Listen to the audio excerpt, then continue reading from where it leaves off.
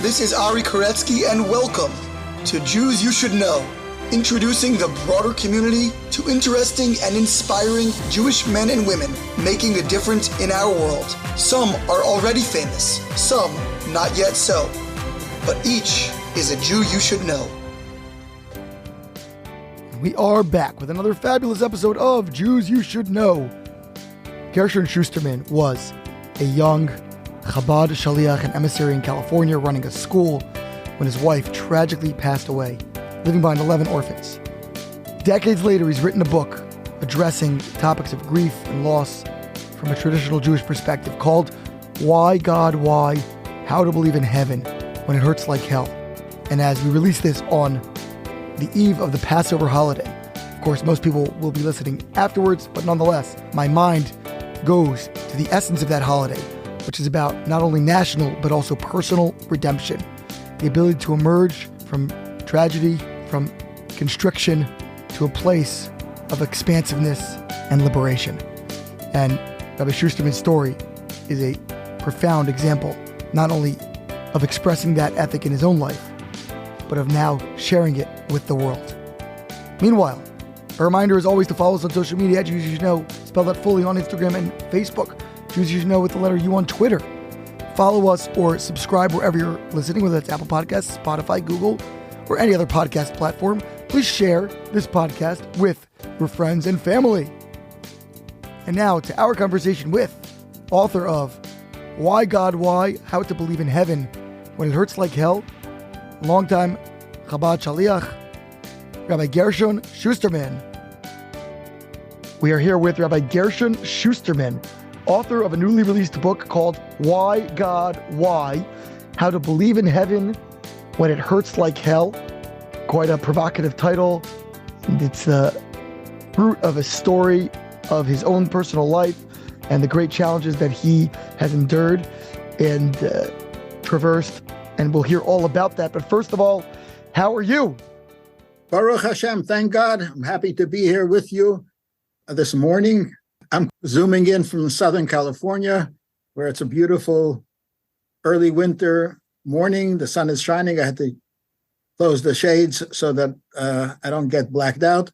But here we are. Great to be here. And normally I would be a little bit jealous of Southern California at this time of year, but we're recording here on Thanksgiving Day. Well, I'm sure release quite a bit after, but the recording's on Thanksgiving here on the East Coast, and it's actually quite beautiful today. So I don't have that typical envy that I might have this time of year for your part of the country. But where in California are you? In the Los Angeles area? Where in Southern California? Los Angeles. I used to live in Long Beach. That may come up later, but I live currently in Los Angeles. Lived here since 1996. Fabulous. Okay. So 1996, I don't believe is the year you were born, although I'm sure you are quite youthful, but stretching back to your actual youth, your actual origins, where were you born? Where did you grow up? What was the beginning for you? Oh, I was born in a hospital. Don't laugh, because a lot of my contemporaries were not. My parents got married in Russia. They were both Russian Jews. Russia, Ukraine, it changed every few years. And my parents were in Kazakhstan during the war. They left. My father had a little home in Moscow. The home would be probably, he described it, the equivalent of a large Southern California garage. That was his home. But when the war started, they packed whatever they had, whatever they can carry, said goodbye to their home, never to see it again. And they traveled a few weeks to get to Kazakhstan in Samarkand. That was a place of refuge for a lot of Jewish people. And there was his community, a lot of the people were there, so he was comfortable. And after the war, they got out of Russia, considering themselves displaced Polish citizens so they can get out. They spent 11 months in a DP camp in Germany, and they were then going to America. But my mother was obviously and visually pregnant with me, and they wouldn't let her on a ship to travel to New York, so she had to wait until I was born. So I was born in Paris, France, in 1947. I'm going to be 39 next week, and do the math. And but grew up in New York. If you know New York, Brownsville, East Flatbush, Crown Heights. We were upwardly mobile, and Crown Heights is where we, as a Chabadnik, I would say in Crown Heights we reached the pinnacle. But I'm told that there were other nice neighborhoods in New York as well. I went to the Lubavitcher Yeshiva system. I went through elementary school, high school, Masifta, Beis Medrash. I have Smicha, which I got in 1969. Why are we talking about me? And then I went to 1971. I moved to Long Beach, California, where a colleague of mine had established a Jewish day school 2 years before, and I was there for the third year. I became the co-director. And a few years later, he had to leave, and I became the director. And I ran a school for 18 years. At the high point, we had 400 students, 80 staff members. That included bus drivers and maintenance people, and 18 school buses. I'm proud of the 18 school buses. And life was good. Baruch Hashem, we were accomplishing. There are very few activities that one can do, even as a rabbi. Normal rabbis, and I'm a Chabad rabbi, so I am not a normal rabbi. In my early years in the 70s, I drove the school bus. I changed the ballots on the fluorescent bulbs, on the fluorescent lights when they burnt out. I won't tell you some of the incidents when there was no maintenance man in the school and some accident happened in the room without the mezuzah, and there was no one to take care of it but myself. I locked the door and did what needed to be done to clean the place up. So that's the life of a Chabad rabbi. Everything in the service of the Lord. Anyway, what brings me to this podium, as it were, today is that in 1986, after being married to my wife for 18 years, and, you know, traditional Jews believe strongly in family planning, and we planned to have a large family. And we were successful. And we had 11 children. The last were twins, a boy and a girl. They should all live and be well. But when the twins were 16 months old, a beautiful, sunny spring Sunday morning, 10 days before Passover, my wife, I drove into Los Angeles, where I gave a class in the seminary there for the older students. My wife got the kids ready to go to school because they were having a pre-Passover program. And, you know, at 11 kids, and the Passover program was for K through 4. We had a bunch of kids that fit into that group. And she also knew how to play piano. So she was accompanying the events that went on in the school. She told one of her friends there, I'm really not feeling well. She went home. She called me on the phone. In 1986, the word cell phone was not known, but the early cell phones or the early portable phones existed. They were you had to carry around an attaché case, but being the director of the school, I needed that. So she called me on my attaché case phone in my car as I was driving back from LA. And it was very obvious that she was in serious distress. I said, I will come back as soon as possible. And I did. And I came home. I saw her. Didn't take much. We drafted our 12-year-old, was the oldest child home. He was taking charge of the kids. We're going to the hospital. We went to the hospital. How old was your actual oldest child at the time? 14. We got to the hospital. She passed out just as we got to the hospital. They got her into the hospital, into the emergency room right away. I sat there in the waiting room where they told me to stay.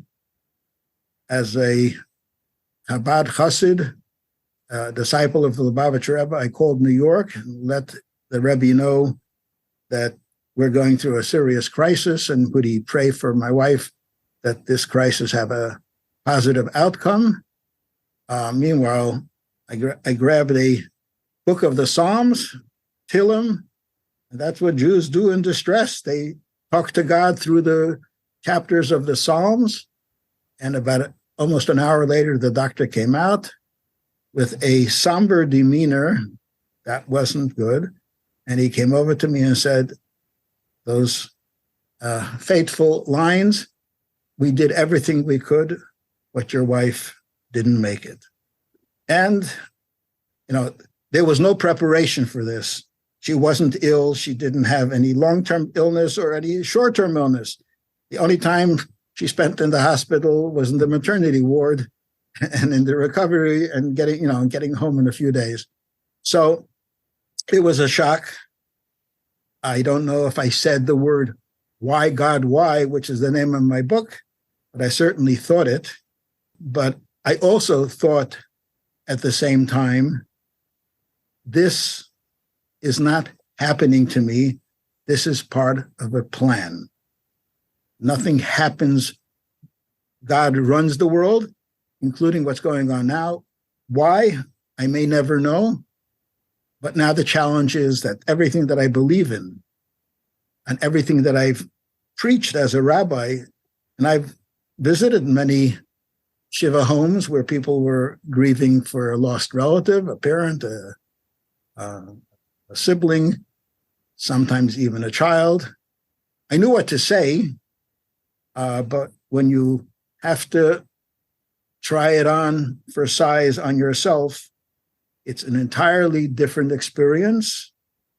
And I realized what I was saying to people was the right things by the book, because I didn't truly experience what they were experiencing when I was there to comfort them. Now I knew what they had been going through, and I needed to ask myself, am I up for this challenge? Will I integrate it? How will this affect me? And that's in addition to the obvious questions. I got 11 kids. So somehow soon I'm going to have to go home and say that mommy is not coming home, and everything that comes along with that. I was running a school with 400 kids. I couldn't say, okay, guys, take a number. And when Rabbi Schusterman is in a good mood, he'll see you. And if not, just wait. I had to do what I needed to do to run the school. Thank God I had the fortitude to be able to do that. And I had to put my own personal feelings or whatever I needed, I had to put it on hold because there were more pressing issues. So that's the long answer to your short question. So until this time, you were quite a young man. Had you ever encountered any existential challenges in your life, or had everything kind of been smooth sailing until that point? For myself personally, I had not. I had a blessed life. I had a good life. I remember a classmate of mine who was a few months older than me passed away at the age of 19 also suddenly. And that was the biggest shock for me on a personal level. But it was a friend. It was not me. And he was in the seminary in Montreal. He passed away on Friday night. We didn't hear about it till after the Sabbath was over. So, but that was it. Other than that, I had every reason to experience God as a providential, good God. He took my parents out of Europe, brought them to America. My father worked hard. He was a printer. He had a printing company. My mother was a homemaker. Things were good. What had been your relationship until that time with the Lubavitch Rebbe? Obviously, as a Chabad chassid, he was a figure that loomed large in your formation and identity. And of course, as someone who had gone out on shlichus, as someone who's gone out as sort of an ambassador and an emissary of the Lubavitcher Rebbe, I'm sure you felt a connection. But did you also have a personal connection to him, and were you able to lean on that at that time? I would like to think so. I had seen the Rebbe many times, even as a little child. I remember at the age of 4 and 5, I went with my father to get lekach, honey cake. Erev Yom Kippur, it's the custom to ask the rabbi for a honey cake as a symbol of a blessing for a good year. I was there with my father. Usually people walked by and the Rebbe just said to them, Shana Tova and Basuka, you should have a good and sweet year. I passed away with my father. My father gave him a piece of honey cake. He looks down at me and says, in Yiddish, was willst du? What do you want? I looked up and I said, cake. And he laughed and gave me a piece of honey cake. But that was the beginning. I've had a number of minor encounters with the Rebbe before my bar mitzvah. In those days, I had the opportunity to have a private audience with the Rebbe from the age of 13 until the age of 18 or 19. On your birthday? Just before the birthday. The first one was for my bar mitzvah. And I went in with my parents. And we had a lot of interesting discussions during those 15 minutes that we spent with the Rebbe, which is more than usual. What did he share with you at your bar mitzvah? He asked me if I'm going to be making a drash, will I be making a speech? And I said, yeah, two, as it was custom in those days. One is to recite a Hasidic discourse, and one was to say a pilpul, to say a Talmudic discourse. And he asked me, what's the Talmudic discourse going to be about? And I said, well, for those who are familiar with what tefillin are, now tefillin, if somebody says, what are tefillin? Some people translate tefillin as phylacteries. I assure you, you don't know what tefillin are, neither do you know what phylacteries are, but that's what people do. Tefillin are the black leather boxes in which there are scrolls similar to the scroll that is inside a mezuzah. They're different in different ways, and we put them on every morning during prayer. We wrap the straps around our arm, and we put the tefillin on our head, and we wear those during prayer. For those who don't pray every day, let me just mention that tefillin is not part of prayer, which means tefillin is worn during prayer, but if one doesn't pray for whatever reason, putting on the tefillin, which could be entirely a 5 or 7 or 8 minute process, putting it on, reciting the Shema and taking it off, is an independent and separate mitzvah, and perhaps in some ways more significant than davening. We're not going to get into the scholarly views of that, but they are two separate mitzvahs, prayer and tefillin. However, the two boxes of the tefillin, are they one mitzvah or two? Now, in some communities, and two separate blessings are recited, one blessing for the hand or arm tefillin and one blessing for the head tefillin. But in other communities, and in Chabad, we say one blessing for the arm tefillin, and that goes for both unless you interrupt it in the middle, which would indicate that. So we have here a question: are they one mitzvah or are they two mitzvahs? That was the theme of my discourse. So the Rebbe asked, as any interested scholarly person would, what's the difference if it's one mitzvah or if it's two mitzvahs? I said, well, if it's one mitzvah, then if a person, heaven forbid, does not have an arm and he can't do the arm tefillin, you can't do a half a mitzvah. Therefore, he would not put on tefillin at all. But if they're two separate mitzvahs, then if you can't put on the arm tefillin, you still have to put on the head tefillin. And that was my answer. Rebbe paused, looked at me quite seriously, and said, and what if somebody doesn't have a head? Now, I'm a 13-year-old, I wasn't even 13 yet, and the Rebbe is a serious person, and I wasn't sure, is he, I wouldn't say the Rebbe would be facetious because he is the Rebbe, but I had no other way of dealing with it. So I only responded, Es kann nicht sein, it can't be, it cannot happen. A person cannot exist without a head. Then he asked me the same question a second time. But what if one doesn't have a head? And I repeated the same thing again. And he persisted and asked me a third time. And at that point, I said, firmly, es kann nicht sein, it cannot happen. And the Rebbe started smiling. He was testing me. He was testing me if I'll stick to the point or I will come up with something creative. But that was one. The Rebbe did have a great sense of humor, but he didn't usually play around with kids. But this was my encounter with the Rebbe. He also told me then, as far as reciting the Hasidic discourse, he said on the day of my bar mitzvah, I should go to the Ohel, to the resting place where his saintly father-in-law, his predecessor, the previous Lubavitch Rebbe, people came there then to pray, as it is customary to pray at the graveside of a tzaddik, of a righteous person. And today, after the Rebbe passed away, and he's buried right next to his father-in-law, that is a fairly common thing that people go there to pray. But the Rebbe said I should go there. He didn't mention praying, which is the standard. There's a special booklet that is read at the gravesite.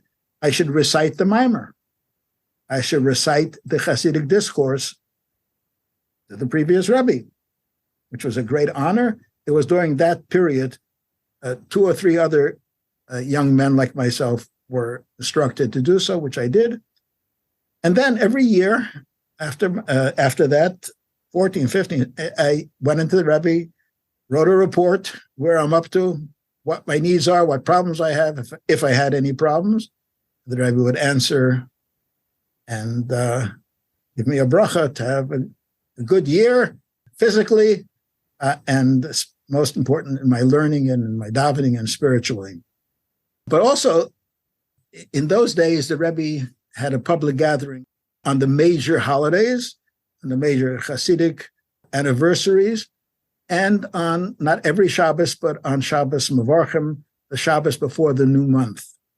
And I was there. And we moved to Crown Heights. I was 11 years old. Every Shabbos after that, I wouldn't miss it for anything. I will not say that at the age of 11, I understood everything that the Rebbe said, but I understood parts of it. The Rebbe spoke in Yiddish, and I understood Yiddish. My parents, even in our school, in the yeshiva that I went to then, they translated everything to Yiddish, so I had to know Yiddish if I wanted to function. And the Rebbe spoke about interpretations of the Torah reading. Sometimes he delved into current events. And as I got older, I understood more and more. And what was beyond the academics of the Rebbe, the Rebbe spoke about real issues, and the Rebbe often spoke about bad things that have happened in the world, and the Rebbe often cry. The Rebbe, a grown man, I was a kid. I had stopped crying probably at the age of 12. The Rebbe was a grown man. He was crying about why this tragedy happened and when is Mashiach going to come. And needless to say, that left a deep impact on me. And if I had to sum up, the Rebbe was my rabbi, my teacher, but the Rebbe was my hero. Everybody needs a hero. I did know about Mickey Mantle and Roger Maris and Willie Mays and Ted Williams. I was aware of these things. That was the only sport that I had any knowledge of. But they were unworthy of being my heroes. A hero of someone who really knows what life is all about.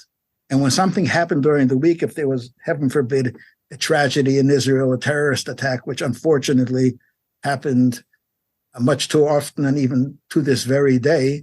And as a teenager, I said, I can't wrap my hands around this. How could this be? And I said, well, even though I don't understand, I have nothing to comment on, but the Rebbe will speak about it. And if he doesn't, at least he knows of it. And that's for me, that's enough for me. So he was my security growing up. And then when I went out on shlichus in 1971, we had issues. It was common. We'd asked for advice. He gave us advice. He counseled us. He criticized us. How he had time for the hundreds of shluchim that were then and how he had time for the thousands of shluchim later, I don't know. But and to this day, the spirit of the Rebbe energizes me and hundreds of thousands of Hasidim. And we believe the Rebbe is looking down on us and on Klal Yisrael from his perch in heaven, looking out for us, praying for us, and helping us, encouraging us in our work. So when this tragedy struck, I imagine you reached back out to the Rebbe and told him what had happened, and did he communicate any advice or guidance or even just condolences? Like, what was the conversation at that point?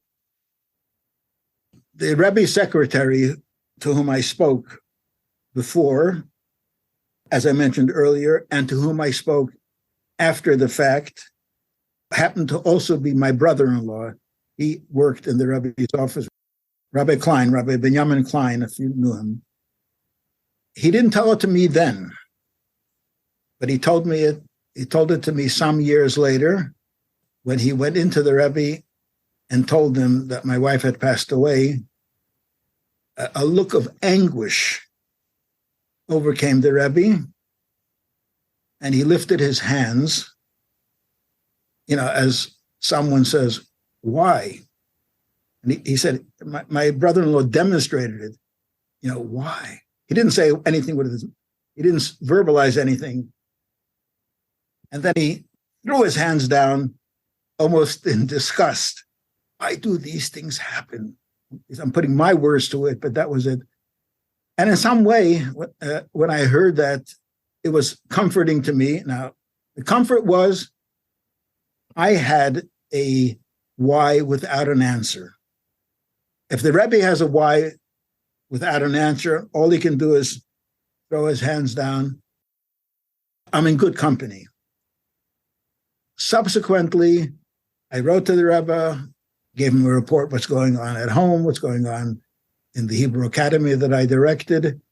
And he gave us various pieces of advice. He encouraged me, and that worked for me to a certain extent. So what did you do? I mean, you're at the hospital, and now you have to go home and tell your children that their mother has passed away. And then, of course, practically speaking, you have to actually deal with raising this large brood, 11 children under the age of 14. How did you just functionally manage day to day? That's why the name of my book is It Hurt Like Hell. It was the most difficult period in my life.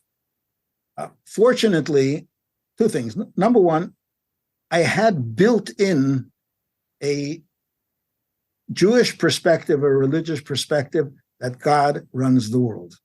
This too is from God, though by God, I had no way of comprehending what purpose is served by this. And now, 36 years later, I still don't have an answer for that. So I forged ahead, but my character allowed me to do what I needed to do, say, sink or swim time. And I certainly wasn't going to sink because too much was dependent on me. So I swam and actually neglected my own personal emotional needs as they were. I did realize a few months later that I need to talk this out with people who understood. I looked for books. Today, there's probably a half a dozen good Jewish books that deal with this complicated subject. But in 1986 and 1987, those books didn't exist. I found a therapist, a woman who lost her husband and was raising two children. I needed to find someone who I believed could understand what I'm going through. She lived in West LA. She was actually retired, but some of my friends who knew her got her out of retirement, at least for one client. I would drive down every 2 weeks, spend an hour with her. And this went on for 7, 8, or 9 months. And it was difficult. It was difficult. The kids, I just think of the first Passover 10 days later. Passover is a day, the festival of freedom and joy. Well, that Passover had a dark cloud over it. But to my amazement, after Passover was over, and the kids went back to school, and they went back into their regular routine, I was shocked. How are they functioning? I wasn't usually home when they got up in the morning. My schedule changed. I took care of them. I fed them breakfast and made sure I had to get in other help. But even though to some extent the kids seemed normal, but too often they acted out in a way that I knew there's more going on. Eventually, some of them went to therapy.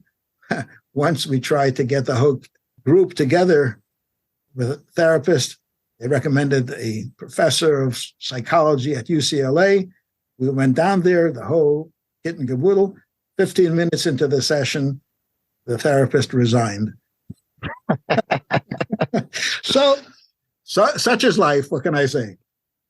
We kept going, and the school kept going. I remarried about 2 years later. You know, when you get married, you have at least 9 months of exclusivity with your new spouse. My wife, who lived in Jerusalem, she lived in Jerusalem. She was a close friend of my sister who lived in Jerusalem. And she put the two and two together, and we met. Had she been a widow herself? No. She was waiting for Mr. Right. She's actually older than me by a year or two. But she was very busy. She was teaching in Michlala. She was teaching at a college level. She went on with her life, but this was her goal. And people asked, why would a woman living in Jerusalem leave Jerusalem to marry a guy with 11 children in California? I said, I don't know. She's either an angel or she's crazy, and crazy she isn't. So by process of elimination, she's an angel. And now, 35 years later, I can attest she is definitely an angel. And it was tough. Those years were tough. But we weathered it. We weathered the storm and survived and came out standing. And probably, in many ways, stronger for it. How did you learn about navigating? You mentioned that there weren't many books about grief and theodicy or whatnot at the time.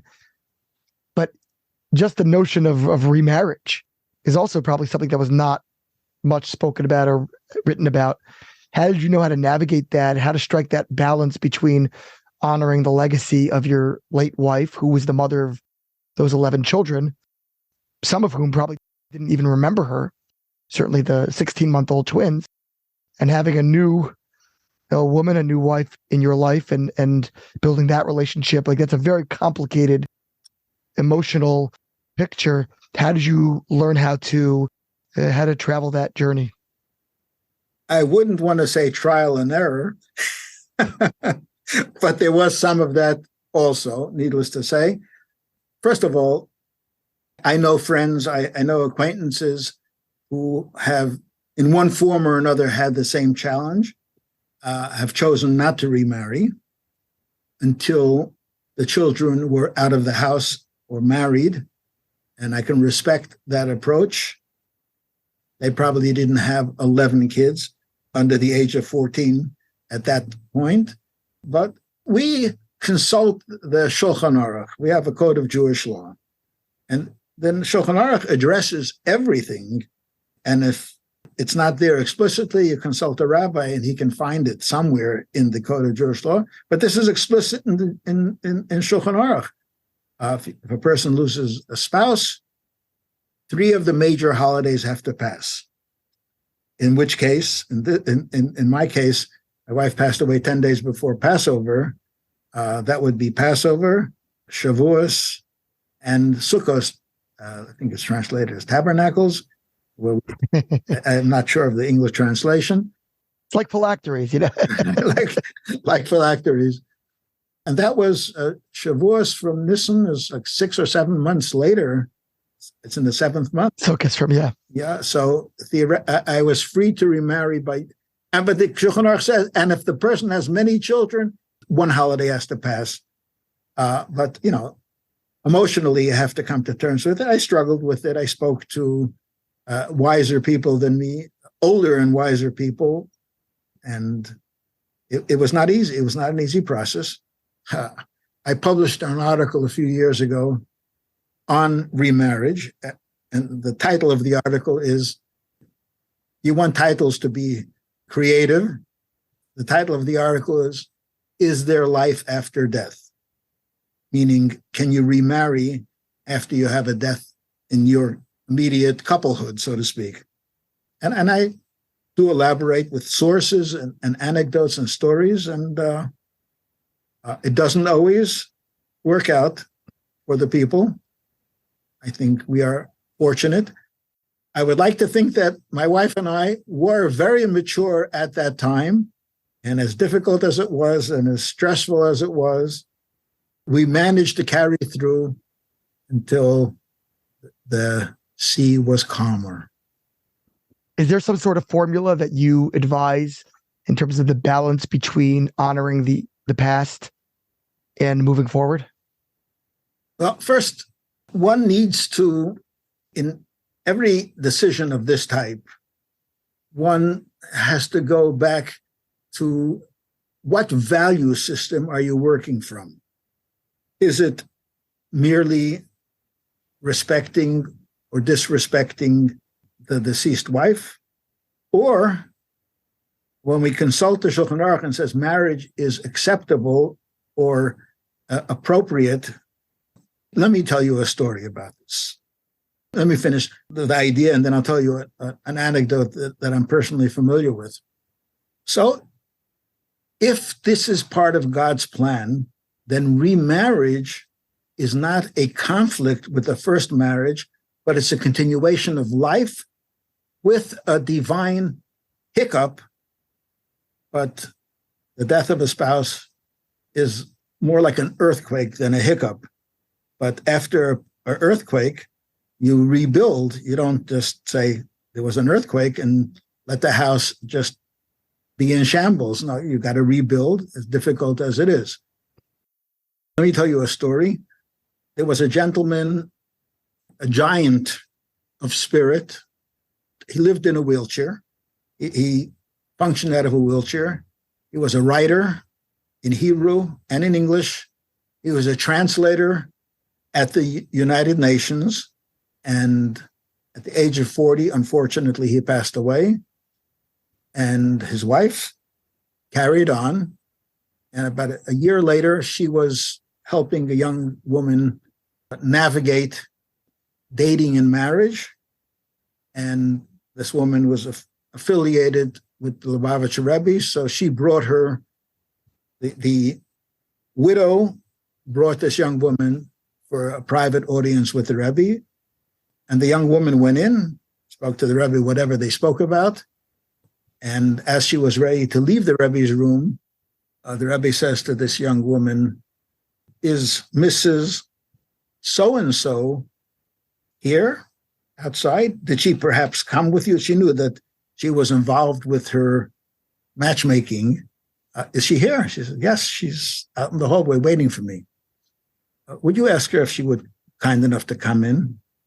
So the young woman went out, and she goes into the lobby and says to Mrs., I should have given her a pseudonym, but says, "The Rebbe wants to see you." And, going into the Rebbe was not, a simple thing. People prepared, people focused. Out of nowhere, I'm going to go see the Rebbe right now. But the Rebbe's calling her. She had no choice. She went in. She's standing before the Rebbe.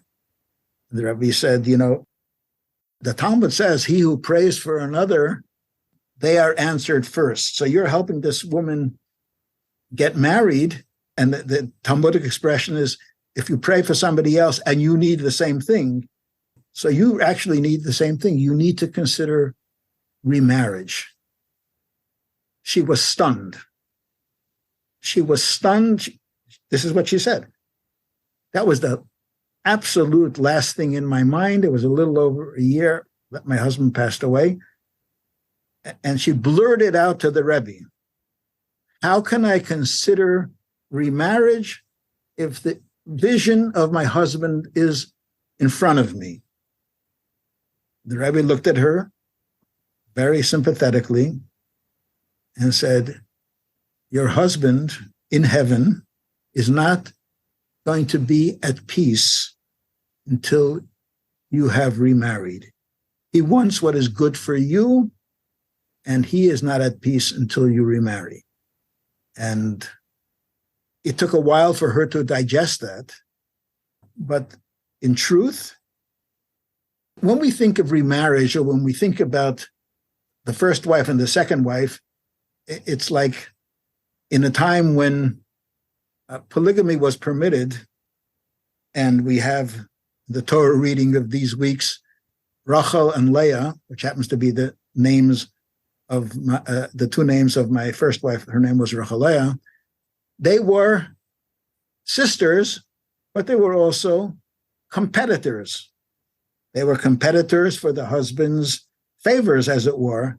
In Hebrew, in the Talmud, that is called a tzara. A tzara means a problem, a trouble. That's the name for two wives married to one husband when it was permissible in Judaism. It was banned later, but it was permissible then. But if we look at it from a higher perspective, when a soul passes away, when a person passes away and their soul goes to heaven, where do they go to? Well, I'll give you the common English expression is they go to heaven. In Hebrew, there's a number of different terms used. One of those terms, which is a common term, is Olam HaEmes, the world of truth. A world of truth means there's no competitiveness, there's no jealousy. All that exists is God's truth. When God takes a soul back, it is not happenstance, whether we understand it or not, whether we can digest it or not. But if we believe that this is part of God's divine plan, then in this woman's case, her husband, who was in heaven, in a world of truth, whatever he was doing there, to paraphrase the Talmudic expression, basking in the radiance of the glory of God in the Garden of Eden, that's fine for him. But his better half, as it were, was down here on earth grieving for him. And that is not consistent with God's truth. God's truth is for her to go on with her life after a pause, after, as you say, an opportunity to make a reckoning and to come to terms with it. The past never disappears, but to deal with it in a respectful and reverential and loving way, and then realize that besides yesterday, there's also going to be a tomorrow, and not only for the children, because, but for the woman herself. She was in her very early 40s then.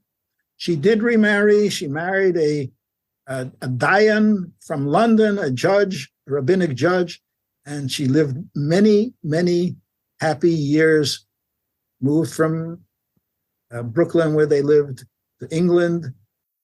She lived a whole new, creative, and wonderful life. Yeah, absolutely. I guess it's even more complicated for the children who don't want to feel like they're betraying their mother, and yet have to respect this new figure that comes into their lives. There's a big difference between the two 16-year-olds who were then almost 3, who it was very easy for them to bond, whereas the 14-year-old who was then 16, obviously there could be conflicts, and there were. Got to say it straight. But at this point, things are moving forward, have moved forward. All of the 11 children have married. They all have children of their own. Some even have grandchildren. So we weathered the storm and came up standing. Now tell me about the book, what the goal of the book is, why you wrote it, and in particular, why you wrote it now. I mean, if you think about it, it's almost poetic. You wrote it as many years after the tragedy as you were old at that time, right? So you said you wrote it 36 years later, and if you were 36 when she passed away, there's something very, poetic about that. She was 36. I was 38. Just to get the math so the correct. Poetry is a little bit compromised. No, the point, but poetic license, okay? Okay. No.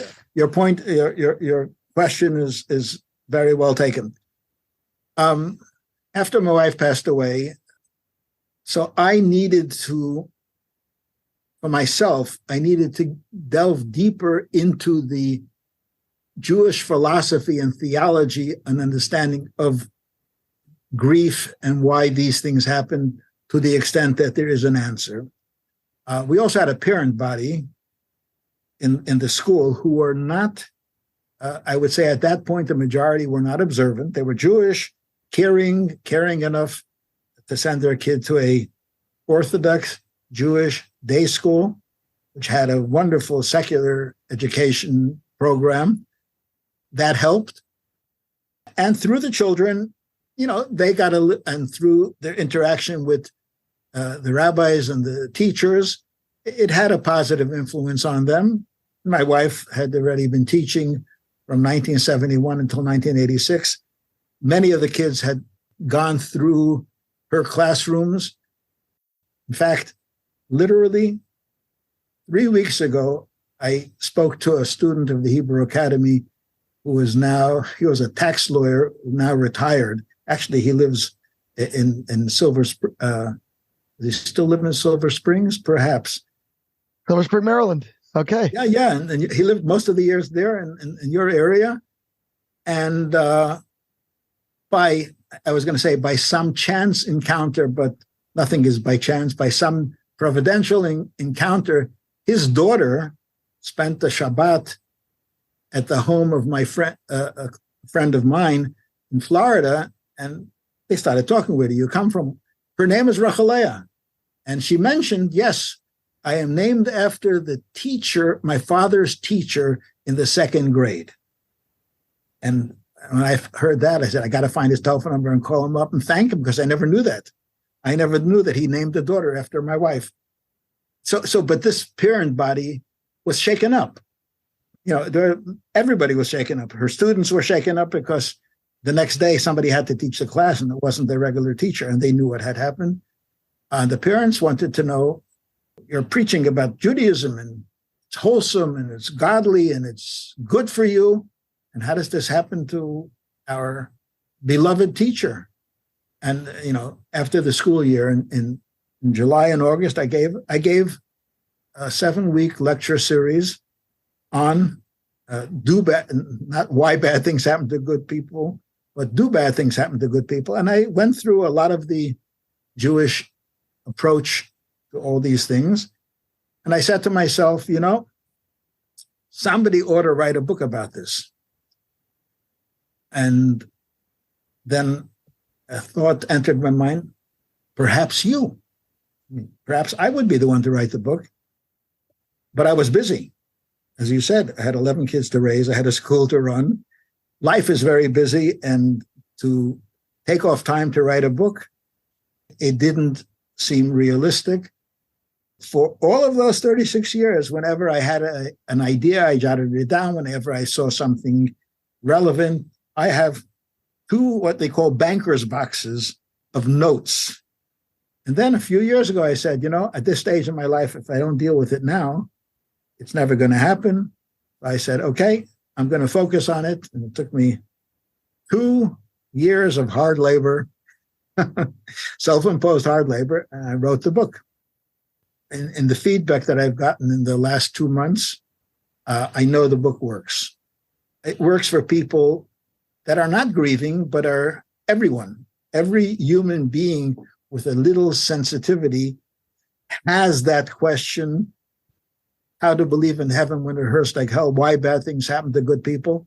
It's built in. Life actually works that way, and we have the question. Especially when a person has a tragedy. Especially when a person has a tragedy, where do you turn to? And I think the book came out from the reviews, Amazon reader reviews. It works. And I know from personal people that went through, lost a baby just 2 months ago, and the grandfather of the baby called me up and said that reading the book has given his son and daughter-in-law so much support, which other books didn't help. So I am happy to have written the book. The feedback that I get is very positive, and I thank God for the opportunity, and I hope to spend the next 10, 15 years promoting it. How would you summarize the book, if you had to, in a couple of short sentences, the premise of the book? And in what ways do you think that your approach differs from those others that may be out there? As you mentioned, there now are, a variety of offerings within this genre that maybe didn't exist back in 1986. Number one, I worked very, very diligently, and I also thank the editors who worked with me equally diligently to make the book user-friendly, meaning the ideas are profound, but they're presented in a way that anybody who's had a high school education could understand 95% of it in a way that it actually talks to them. So it's user-friendly. It reads easily, but it's not simplistic. The subject is a deep one. It's a profound one. The truth is that when people ask why do bad things happen? Why did something happen?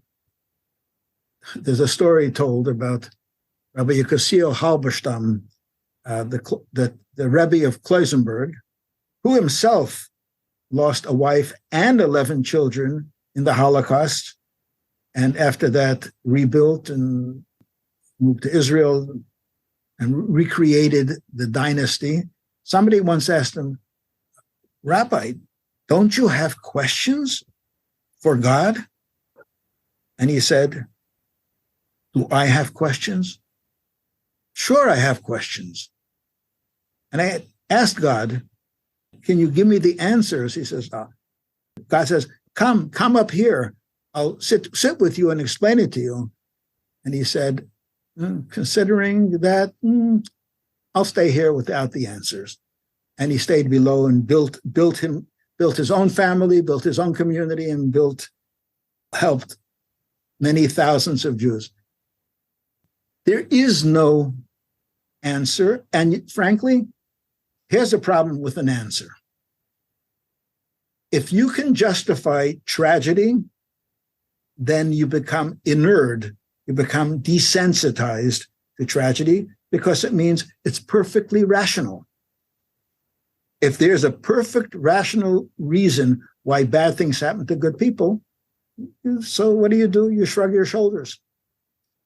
If you're walking in the hospital and you hear a patient crying in pain and the relatives are standing by the door and just chit-chatting, and you go over to them and say, don't you hear your relative is screaming in pain? And he says, yeah, it's a maternity ward. She's having a baby. What do you want? If we had that kind of an answer for tragedy, we would chit-chat and go through. No. God did not want us to have answers. That's, the story with the Rebbe, if you go to heaven, I'll tell you, it's not meant to be understood by us. And as Rabbi Dr. Jonathan Sachs said, After a tragedy, our question is not why. That's God's business, and there's no real answer for humans that they can integrate. The question is what? What can we do? God wants us to take that challenge. Why do bad things happen to good people or to bad people? But why does tragedy happen? The answer is, what can we do to alleviate the suffering of that person and of that group of people, to support medical research and to support Bikur Cholim societies that visit the sick and support the sick and the needy. That's what we are bound to do.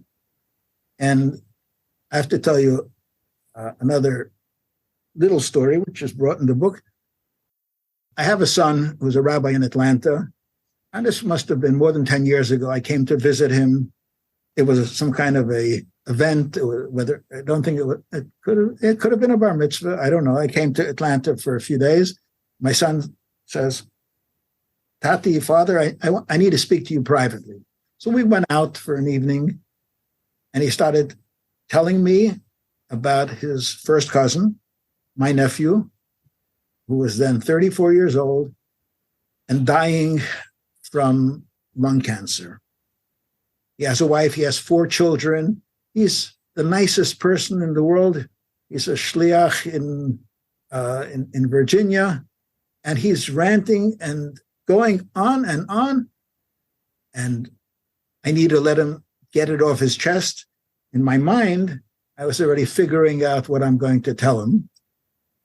And as he was winding down, and I said to myself, whatever I'm going to tell him, all my rabbinic preaching, he knows it. He's a rabbi himself. He said the same thing.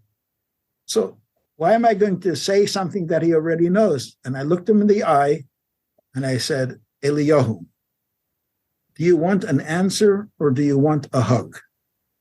He looks at me stunned. And when my question sunk in, his eyes teared up. And he says, Tati, I want a hug. And I gave him a hug like I haven't hugged him since he was a child. Because as adults with a mind, when we have a problem, we want to be able to put it into some frame of reference so we can come to terms with it. In this case, there is no adequate answer that will put things in place. And what the person really wants is for the pain to stop. A hug does that much better than a philosophical answer. So we need to know what we're really asking for, and we need to get the support from. Ultimately, the ultimate support is realizing that God runs the world, and you are not a victim of a chance, fluke, or anything of that sort. As difficult as it is to accept, this is part of the divine plan. And in the book, I give different backgrounds for what the divine plan what might be, but it serves a divine purpose. What that divine purpose is, sometimes years later, in retrospect, you can have some inkling, some glimmers of insight of what something positive may have happened from that. But at the time, it's extremely difficult to figure anything out. But if you know that this is part of a divine plan, you are not a victim. You have been challenged. And now it's up to you to pick yourself up and deal with the challenge. What do you hope somebody will walk away with feeling or knowing after reading this book? I'm hoping that they will develop a relationship with God. If they have had one, to refresh it. And if they haven't had one, to figure out how to create one. Because ultimately, that is the support that one needs in a time of tragedy. Little things you can figure out, but tragedy is things that overwhelm you, that only support can come from God, who is behind the scenes in charge, and is with you in your suffering as well. And that may sound paradoxical. If God planned it, how can he be with you? Yep. There's a lot about religion that has paradoxes, but if one can believe absolutely that God is in charge and things that happen are planned by God, yet God cares and gave us challenges. He has the bigger picture, which we don't have. And if we can tap in to that trust that he has the bigger picture and he knows what he's doing, whether we do or not, we're little people. He is a creator. We are creatures that he created. And if we can put that in perspective in a certain way, that is the biggest comfort. What's very refreshing about your approach to me is that it's not a defensive posture. It's not trying to answer questions in some sort of forced manner, but it's actually, as you say, paradoxically, coming to say that the tragedy itself could be the source of strength, or can be, at least can occasion a reinforced relationship with God, when we might think that it specifically would be the time of weakening that relationship, and know that it could be used as a vehicle or as a springboard for that deeper connection, rather than being some kind of a defensive posture. It's really a proactive and positive message, which I think is very beautiful. Rabbi Gershon Schusterman, author of Why God Why? How to Believe in Heaven When It Hurts Like Hell. We'll link to it on Amazon and wherever else I'm sure it can be purchased. But thank you so much for joining us. Because of the topic, I can't say it was my pleasure, but it was my pleasure speaking to you and to your audience. Be well.